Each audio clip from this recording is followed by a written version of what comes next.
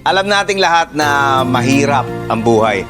Pero para makaya natin yung mga problemang dumarating, isipin na lang natin na ang buhay parang libro na tayo yung sumusulat. Bawat chapter, bawat problema, tayo ang gagawa. At kung nakagawa tayo ng problema, syempre, pati yung solusyon, kayang-kaya. Tayo yung mamimili kung ano yung gusto nating storya.